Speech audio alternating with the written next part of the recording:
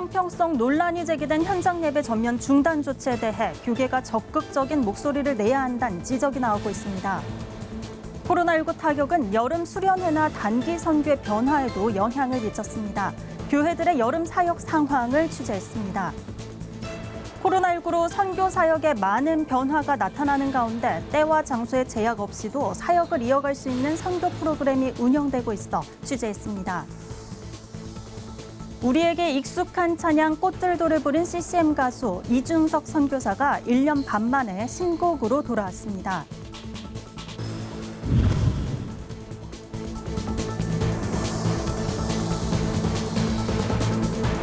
여러분 안녕하십니까? 굿TV 뉴스입니다. 새로운 방역 지침에 대한 형평성 논란으로 혼란이 가중되고 있습니다.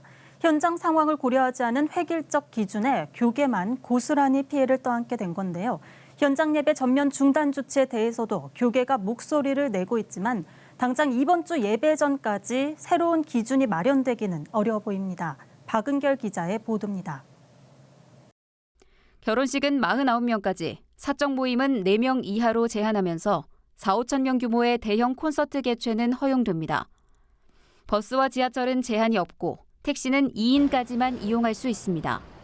식당과 카페에선 거리 두기만 지키면 마스크를 벗고 수십 명의 인원이 취식할 수 있도록 했지만 마스크를 착용한 채 거리 두기를 지키는 예배와 종교 행사는 전면 금지했습니다. 수도권 사회적 거리 두기 4단계 지침 내용입니다. 당국이 발표한 현실을 고려하지 못한 방역 지침에 시민들이 혼란을 겪고 있습니다. 기준과 체계가 모호한 방역 지침이 일방적으로 전달됨에 따라 결혼을 앞둔 신혼부부와 체육시설, 자영업자들은 울분을 토했습니다. 교계도 마찬가지입니다. 수천 명 규모의 대형 교회와 수십 명만 수용 가능한 작은 교회도 예배 참석 인원 상한 기준 20명을 일괄 적용했습니다. 그것도 설교자와 사회자 등 최소한의 예배 순서자와 온라인 예배를 위한 필수 인력만 참석할 수 있습니다. 지난 13일 수도권 거리두기 4단계 적용과 관련해 김부겸 국무총리가 주관한 7대 종단 대표자 간담회에서 한교총 공동대표 회장 소강석 목사는 예배 공간에 따른 대책 마련이 필요하다는 점과 최소한의 예배 인원이 현장에 참여하는 유연한 방역 지침을 내려줄 것을 강하게 요청했습니다. 이런 교계의 입장을 전달함에도 방역 당국은 아직까지 별다른 조치를 내리지 않고 있습니다. 일각에선 정부의 일방적인 전달에 교계가 너무 소극적으로 나오고 있다는 점도 지적됐습니다. 자영업자와 신혼부부 등 강력한 청원에는 검토와 후속 조치가 이뤄지는 데 반해 협조적으로 방역에 동참하는 교회들만 고스란히 종교의 자유를 침해당하고 있다는 겁니다. 한국교회가 철저히 방역 수칙을 준수해오고 있었던 만큼 방역당국의 일방적 통보에 적극적인 목소리를 내고 당국도 형평성에 맞는 수칙 개선이 빠른 시일 내에 이뤄질 수 있도록 상호 소통의 노력이 이루어져야 할 걸로 보입니다. 굿TV 뉴스 박은결입니다. 수련회와 단기 선교는 단기간에 복음 사역에 집중하는 기능적 특성 때문에 교회 1년 계획 중 중요한 행사로 운영됩니다. 하지만 올해도 코로나로 인한 사역 변화가 불가피한 상황인데요. 코로나 시대 교회 여름 사역이 어떻게 달라지고 있는지 김민주 기자가 취재했습니다. 수련회와 단기 선교로 북적이던 7, 8월 교회 현장은 코로나19 이후 썰렁한 분위기입니다. 온 오프라인을 병행할 계획이던 수련회와 여름 성경학교마저 거리두기 강화 이후 취소나 연기 또는 전면 온라인 방식으로 축소하고 있습니다. 교회에서 교재나 준비물을 제공하고 각 가정에서 개별적으로 캠프를 진행하도록 하는 경우도 늘었습니다. 하지만 열악한 여건의 작은 교회들은 여름 성경학교를 진행하기가 쉽지 않은 상황입니다.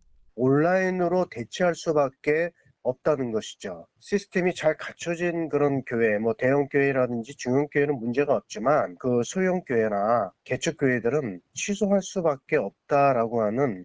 수련회 개최가 어려워진 가운데 한 선교단체는 지난 6월 말 가상현실 기술을 활용한 온라인 수련회를 열어 눈길을 끌기도 했습니다. 해외 단기 선교는 지난해와 마찬가지로 여전히 중단된 곳이 많습니다. 하지만 올해는 실제 선교지를 현장감 있게 둘러보는 랜선 단기 선교 콘텐츠가 등장하고 현지인을 위한 언어나 기술 교육을 원격으로 진행하면서 복음도 함께 전하는 등 다양한 시도가 이뤄지고 있습니다. 지역교회들이 국내로 눈을 돌려 국내 이주민이나 다문화 가정을 만나는 단기 선교를 시작한 건 올해 본격적으로 달라진 부분입니다. 코로나가 오래까지 계속된 걸 예측하고 있었기 때문에 단기 선거 자체를 대부분 준비하지 않았습니다. 그럼에도 불구하고 몇몇 교회들은 국내에서 단기 선거를 해야 되겠다. 그래서 국내에 와 있는 외국 유학생들, 다문화 가정들, 외국인 근로자들을 찾아가거나 또 그들을 만나는 온라인으로 대면한다는 뜻의 온택트는 코로나 시대의 필수 요소가 됐지만 교회나 선교 현장의 사역자들은 여전히 오프라인의 중요성을 강조하고 있습니다. 이와 함께 앞으로의 사역에선 온라인과 오프라인을 적절히 병행해야 한다는 데 무게를 두고 있습니다. 교육은 인격적인 관계 없이 좋은 열매를 맺을 수 없다고 생각하기 때문에 오프라인 사역을 포기할 수는 없지만 온라인으로 커버할 수 있는 부분들을 계속 고민하고 있습니다. 현장의 소식을 한국 교회에 알리고 선교적 마음을 계속 유지하게 만드는 데는 전 온라인 단기 선교나 접근이 되게 좋다고 생각하고요. 감정이나 느낌, 관계, 인격적인 거 이런 정보를 전달하는 건 온라인이 한계가 있거든요. 이 차이점을 잘 알고 준비하는 게 필요하다고 생각하고요.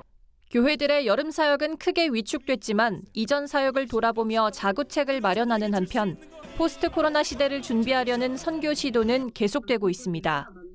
구티비 뉴스 김민주입니다.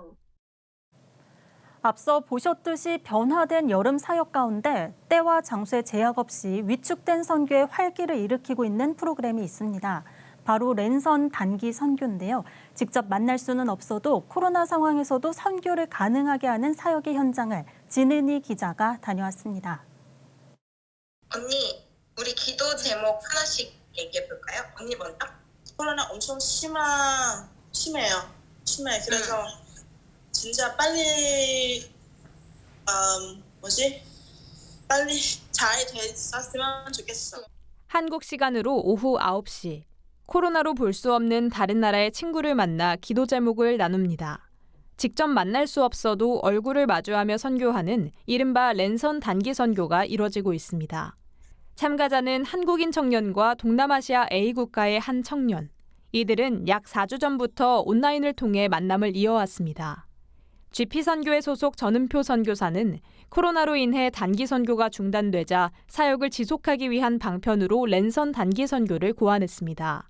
만약에 올해까지 단기 선교가 멈춰진다면 2022년이나 2023년에 다시 시작되는데 그러면 선교적 역동성이 살아나기가 매우 어려울 것 같아서 기획하게 되었습니다. 온라인으로 진행되는 단기 선교는 복음에 대한 거부감을 줄이고자 복음을 직접 전하지 않는 것이 핵심입니다. 먼저 한국의 문화와 언어에 관심이 많은 해외 대학생들에게 무료로 한국어를 가르쳐주며 유대감을 형성합니다. 자연스러운 교제 속에 호기심이 생긴 해외 대학생들은 봉사의 목적을 묻게 되고 그제서야 한국 청년들이 선교라는 것을 알려주면 복음을 받아들이게 되는 방식입니다. 자원봉사를 하고 있는 한국인 성도는 랜선 단기 선교를 통해 선교도 하고 다른 나라의 문화를 이해하며 복음을 전할 수 있어 배우는 것도 많다고 이야기합니다.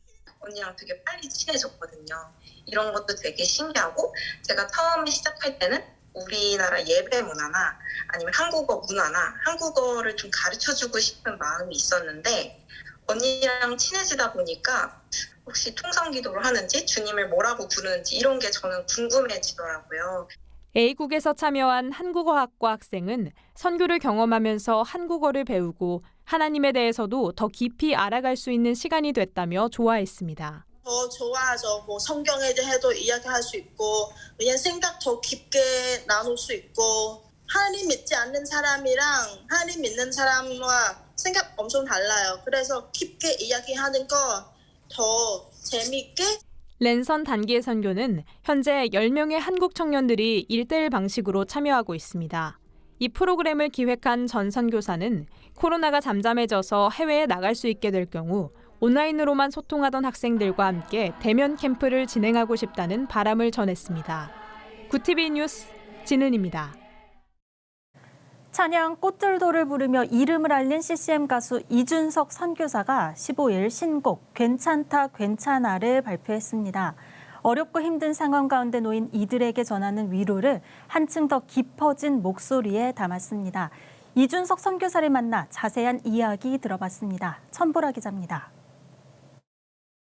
괜찮다 괜찮아 괜찮다 더 잘하지 괜찮다고 더 잘하지 않아도 된다고 그대로 가만히 있어도 충분하게 빛난다고 부드럽지만 단단한 목소리로 건네는 위로 CCM 가수 이준석 선교사의 신곡 괜찮다 괜찮다입니다. 1년 5개월여 만에 한층 더 깊어진 목소리로 대중에게 돌아왔습니다. 이 선교사는 복음의 불모지 일본에서 사역하며 2012년 우리에겐 꽃들도로 불리는 일본 찬양 하나모를 리메이크해 한국과 일본에서 부르며 이름을 알렸는데요. 이번에 발표한 신곡은 찬양 사역자 강훈 목사가 고아들을 위해 만든 괜찮다 괜찮다의 리메이크 곡으로 어렵고 힘든 이들에게 작은 위로가 되고 싶다는 간절한 바람을 찬양에 담았습니다. 하나님이 위로해 주시더라고요. 괜찮다고, 이 모든 상황이 너 때문에 벌어진 게 아니라고, 괜찮다고, 너 잘하고 있다고. 참 나보다 더 어려운 분들이 참 많을 텐데 그분들한테 들려드리고 싶다, 이런 마음으로. 이 곡을 발표하기까지 이 선교사에게도 굴곡이 많았습니다. 코로나19로 선교지인 일본으로 가지 못하면서 신학교 입학과 준비하던 모든 사역이 중단된 겁니다. 기약 없는 기다림 속에 음향 스텝 등 단기 아르바이트를 하며 근근히 생활을 이어갔습니다. 막막한 현실 앞에 좌절할 때도 있었지만 그때마다 일본에서 찬양 사역을 하며 만난 성도들이 떠올랐습니다. 막 눈물을 흘리시면서 그 찬송가를 들으셨어요. 내가 유치원 다닐 때 선교사님이 나 같은 죄인 살리신을 나한테 가르쳐 주셨었다고, 그때 이후로 되게 오랜만에 이 찬양을 듣는다고. 와, 그러면 지금까지 할머니한테 그 수십 년의 세월 동안 이 찬양을 들려준 사람이 없었던 건가. 다행히 지난 4월부터는 일본 신학교 측의 배려로 온라인 수업을 듣고 있습니다. 틈틈이 일본의 사역자들과 소통하며 현지 상황을 나누고 일본에서 다시 사역할 날을 준비 중입니다. 이제 그에게 남은 소망은 한 가지입니다. 이 노래를 들으시고 그런 아주 조금이라도 그런 마음을 품으실 수 있으면 괜찮다고, 잘해왔다고, 우리 잘할 수 있다고, 힘내자고, 이런 마음 품을 수 있게 되신다면 한 분이라도, 그러면 원이 없겠습니다. 굿TV 뉴스 천보라입니다. 미랄복지재단이 강원 지역의 취약계층과 후원자를 연결하기 위해 원주시의 강원지부를 개소했습니다. 강원지부에서는 강원도 지역 모금과 장애인식 개선을 펼치게 되며 강원 지역 후원회를 구성해 돈의 나눔 문화 확산에 앞장설 예정입니다. 미랄복지재단 원인선 강원지부장은 앞으로 소외계층과 후원자를 연결하는 가교 역할을 잘 수행하겠다고 밝혔습니다. 실로암 시청각장애인 학습지원센터가 15일 미국의 시청각장애인 서비스 현황이라는 주제로 비대면 온택트 세미나를 진행했습니다. 이번 세미나에선 미국의 시청각장애 전문가로 알려진 애리조나 대학교 맥팔랜드 교수가 함께했습니다. 맥팔랜드 교수는 미국의 장애인 교육법과 교육 서비스 지원 체계를 소개하며 시청각장애인 서비스의 주요 과제에 대해 설명했습니다. 기독교 환경교육센터 살림이 기독교 시민단체와 함께 마을교회 숲 지도와 교회 숲 학교 교육 워크숍을 진행합니다. 워크숍에선 교회 안팎의 수목조사를 통해 마을교회 숲 지도를 제작하고 마을과 연계해 생태 환경교육의 장으로 만드는 작업을 하게 됩니다. 이후엔 걷기 묵상을 통한 마을 생태교육 등을 주제로 강의하는 워크숍을 열고 마을교회 숲 학교 교환을 마련해 현장 교육을 이어갈 예정입니다. 오늘의 이슈 포커스입니다. 국내 코로나19 일일 신규 확진자 수가 열흘째 1000명대를 유지했습니다. 16일 0시 기준 국내 발생 신규 확진자는 1,536명입니다. 검사 인원도 폭발적으로 늘고 있습니다. 15일 검사 인원은 7만 9천여 명으로 종전 하루 최다인 10일에 7만 8천여 명을 뛰어넘었습니다. 검사 대기자 급증에 서울에서만 검사 수가 25곳이 추가됐지만 검사 수요는 연일 폭증하고 있습니다. 일본 측이 한국 선수촌에 걸린 현수막 문구에 대해 불편한 기색을 드러냈습니다. 대한체육회는 도쿄올림픽 선수촌 한국선수단 거주동에 신에게는 아직 5천만 국민들의 응원과 지지가 남아있사옵니다라고 적힌 현수막과 태극기를 걸었습니다. 해당 메시지는 이순신 장군이 임진왜란 당시 신에게는 아직 12척의 군선이 남아있사옵니다라고 상소를 올린 뒤 전장으로 향한 의지를 담아냈습니다. 일본은 해당 현수막 문구가 정치적 메시지라고 비판했습니다. 대한체육회 관계자는 우리 측 선수들의 전의를 끌어올릴 만한 응원 문구를 찾다가 해당 현수막을 준비했다고 설명했습니다. 마블 시리즈 아이언맨으로 유명한 할리우드 배우 로버트 다우니 주니어 로다주가 박찬욱 감독의 신작에 출연합니다. 현지 언론에 따르면 로다주는 첫 드라마로 박찬욱 감독이 연출하는 미국 드라마 동조자에 출연하기로 했습니다. 동조자는 2016년 퓰리처상을 수상한 베트남계 미국 작가 비에탄 응우엔의 장편 소설을 원작으로 합니다. 이중 간첩으로 살다가 베트남전 이후 미국에 정착한 주인공의 이야기를 담아냈습니다. 로다주는 박찬욱 감독이 주의한다면 창의적인 제작 모험이 될 것이라며 기대감을 표했습니다. 올 상반기 국내선과 항공화물 실적이 코로나19 이전 수준을 회복했습니다. 국토교통부에 따르면 상반기 항공 여객은 지난해 동기 대비 29.3% 감소한 1,667만 명으로 집계됐습니다. 국내선 여객은 1,548만 명으로 1년 전과 비교해 45.8% 증가했습니다. 코로나19 사태 이전인 2019년 상반기에 1,600만 명 수준에 육박한 수치입니다. 항공화물은 지난해 상반기 대비 8.8% 증가한 175만 톤을 기록했습니다. 구티비 뉴스 한혜인입니다. 구티비 월드와이드입니다. 100명에 가까운 인명피해가 난 미국 플로리다주 마이애미 아파트 붕괴 사고 때 응급구조 911에 접수된 신고 음성이 공개됐습니다. Oh my God! The building just went to the sinkhole, so there will be many people dead. Okay. But half the building's gone. Okay. Are you able to get out through the staircase? No, it's closed. 다급한 신고 전화에는 사람들의 구조 요청이 빗발치고 충격과 공포에 신고하는 사람의 목소리가 떨립니다. 아직 사고 원인은 결론이 나지 않았습니다. 다만 3년 전 건물에 중대한 균열이 있다는 진단과 수영장 근처에서 붕괴가 촉발된 정황이 포착됨에 따라 안전 불감증에 따른 인재라는 비판이 제기되고 있습니다. 서유럽에서 100년 만에 기록적인 폭우가 쏟아졌습니다. 이에 따라 독일과 벨기에에서 최소 70명이 사망하는 등 인명피해가 속출했습니다. 특히 라인란트 팔츠주 등 독일 서부에서만 24시간 넘게 폭우가 쏟아졌습니다. 독일 인근의 벨기에와 네덜란드에서도 폭우로 불어난 물과 급류에 주택이 붕괴하고 자동차가 휩쓸리는 등 피해가 잇따랐습니다. 현지 언론은 이번 폭우의 원인을 기후변화로 인한 온도 상승 때문으로 분석했습니다. 도쿄올림픽 개막을 일주일 앞둔 도쿄도의 코로나19 신규 확진자가 급증하면서 올림픽 개최에 빨간불이 켜졌습니다. 도쿄도의 신규 확진자는 연일 1,000명대를 기록하고 있습니다. 일주일 전과 비교하면 400명 넘게 증가한 수치입니다. 이러한 확산세가 계속되면 도쿄올림픽이 폐막한 뒤에는 확진자가 2,000명을 넘을 것이란 전망도 나오고 있습니다. 23일 개막하는 도쿄올림픽에서 모든 경기는 무관중으로 진행될 예정입니다. 66세인 자이르 보우소나루 브라질 대통령이 열흘간 딸꾹질이 멈추지 않아 병원에 입원한 상태입니다. 보우소나루 대통령은 최근 한 라디오 방송에서 닷새째 하루 24시간 동안 딸꾹질을 한다며 듣기 불편할 청취자에게 사과하기도 했습니다. 보우소나루 대통령은 지난 2018년 대선 선거 유세도 중 괴한이 휘두른 흉기에 복부를 찔려 수술을 받은 바 있습니다. 현지 언론인은 보우소나루 대통령의 딸꾹질 원인이 3년 전 흉기 피습으로 생긴 장폐색증 때문이라고 추정했습니다. 구티비 뉴스 김예지입니다. 수도권 거리두기 4단계 조치로 현장 예배가 또다시 중단되는 첫 번째 주일을 맞이합니다.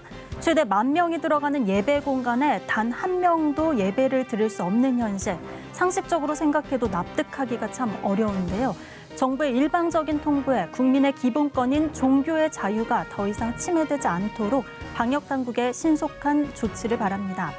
이상으로 뉴스를 마칩니다. 오늘도 함께해 주신 여러분 고맙습니다.